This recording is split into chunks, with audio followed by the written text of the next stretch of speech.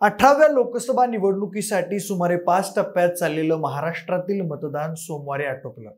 मतदान आटोपल्यानंतर आता या निवडणुकीत कुणी आघाडी घेतली, कोण पिछाडीवर पडलाय, कुठल्या मतदारसंघात कोणाची समीकरणं जुळलीत, कुणाची बिघडलीत याच्या चर्चा सुरू झाल्या आहेत। राजकीय अभ्यासक, विश्लेषक, विविध पक्षांचे कार्यकर्ते आणि नेते मंडळी आपापल्या परीने संभाव्य निकालाबाबत अंदाज बांधत आहेत।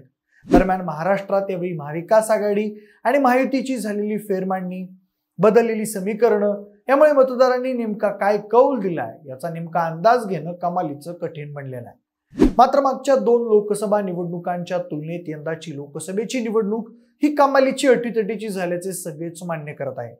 त्यामुळे 4 जून रोजी लागणाऱ्या निकालानंतर अनेक बड्या नेत्यांचे बालेकिल्ले ढासळण्याची शक्यता आहे।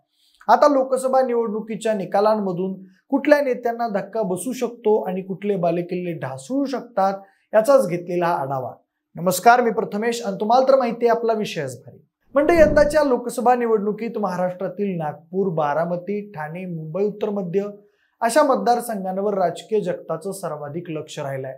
त्यात ठाणे लोकसभा मतदारसंघातील लढत ही मुख्यमंत्री एकनाथ शिंदे यांच्यासाठी प्रतिष्ठेची होती, तर नागपूरमध्ये नितीन गडकरी हे रिंगणात असले तरी उपमुख्यमंत्री देवेंद्र फडणवीस हेही नागपूरचं प्रतिनिधित्व करत असल्यानं त्यांच्यासाठी ही लढत महत्त्वाची होती। तर बारामतीमध्ये अजित पवार यांच्या पत्नी सुनेत्रा पवार या रिंगणात असल्यानं आणि समोर काका शरद पवार आणि सुप्रिया सुळे यांचं आव्हान असल्यानं अजित पवार यांच्यासाठी लढत राजकीय अस्तित्वाच्या दृष्टीने महत्त्वाची बनली होती। तर मुंबईतील 6 मतदारसंघात महाविकास आघाडी विरुद्ध महायुती यांच्यात होत असलेली लढत ही ठाकरे गटाचे प्रमुख उद्धव ठाकरेंच्या राजकीय अस्तित्वासाठी महत्त्वाची आहे। आता हे नेते आणि त्यांचे प्रभाव क्षेत्र असलेल्या मतदारसंघात मतदानानंतर काय संकेत मिळत आहेत याचा क्रमवार आढावा घेऊया। मुख्यमंत्री एकनाथ शिंदे यांचं निवासस्थान असल्यानं ठाणे लोकसभा मतदारसंघातील लढतीकडे यावेळी सर्वांचंच लक्ष लागलं होतं। शिवसेनेत पडलेल्या फुटीनंतर या मतदारसंघातील समीकरणं बिघडली होती। तसेच हा मतदारसंघ आपल्याकडे खेचण्यासाठी भाजपाकडून सर्वतोपरी प्रयत्न केले होते। मात्र दबाव तंत्राच्या या खेळीत बाजी मारत एकनाथ शिंदे यांनी हा मतदारसंघ शिवसेना शिंदे गटाकडे राखण्यात यश मिळवलं होतं। शिंदे गटानं तिथून नरेश म्हस्के यांना उमेदवारी दिली होती, तर त्यांच्या समोर ठाकरे गटाचे विद्यमान खासदार राजन विचारे यांचं आव्हान होतं। राजन विचारे यांची उमेदवारी आधीच निश्चित झालेली असल्यानं त्यांना इथे प्रचारासाठी बराच वेळ मिळाला। त्यात नौका चेहरा आणि ऐनवेळी जाहीर झालेली उमेदवारी ही नरेश म्हस्के यांच्या विरोधात गेल्याचं बोललं जात आहे। तसेच या मतदारसंघात बऱ्यापैकी ताकद असलेल्या भाजपाकडूनही फारसा उत्साह दाखवण्यात आला नाही। त्यात नाईक कुटुंबियांच्या नाराजीने नरेश म्हस्के आणि एकनाथ शिंदे यांच्या अडचणी चांगल्याच वाढवल्या होत्या। या सर्वांची परिणिती म्हणून ठाण्यामध्ये नरेश म्हस्के यांचा पराभव होऊ शकतो अशी शक्यता वर्तवली जात आहे। मात्र ठाण्यामध्ये नरेश म्हस्के यांचा पराभव झाल्यास तो एक प्रकारे मुख्यमंत्री एकनाथ शिंदे यांचाच पराभव असेल।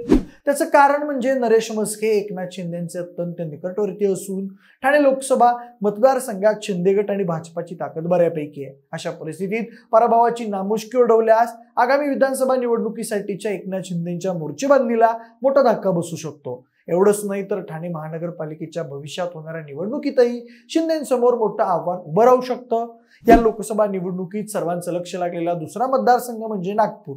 खरं तर केंद्र सरकारमधील कार्यक्षम मंत्री असा लौकिक मिळवलेले नितीन गडकरी हे नागपूरमधून रिंगणात असल्याने निवडणूक एकतर्फी होईल अशी शक्यता वर्तवली जात होती। मात्र काँग्रेसने येथे विद्यमान आमदार विकास ठाकरे यांना उमेदवारी देत निवडणुकीत रंगत आणली।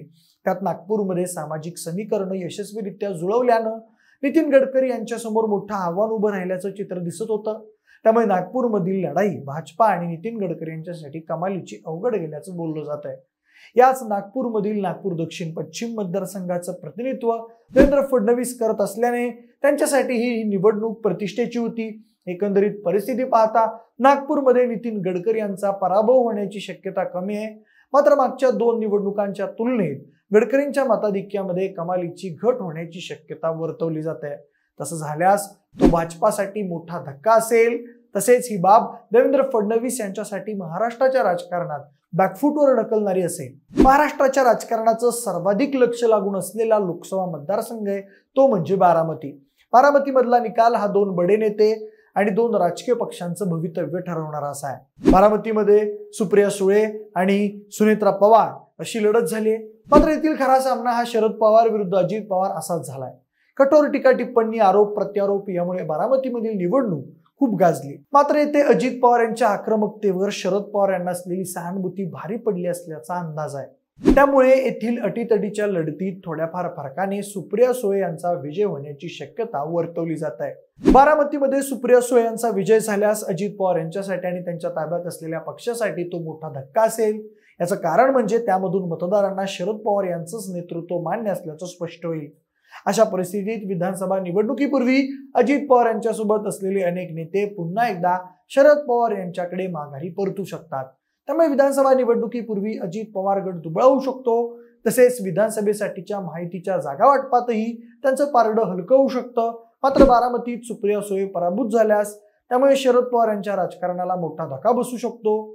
तसेच अजित पवार यांचं नेतृत्व मान्य होऊन सुप्रिया सुळेंचं राजकीय अस्तित्व धोक्यात येऊ शकतं. आता मुंबईमधील लोकसभा निवडणुकीच्या लढतींचा आढावा घ्यायचा झाल्यास मुंबईमध्ये ठाकरे गट विरुद्ध भाजपा आणि शिंदे गट अशी लढत झाली आहे.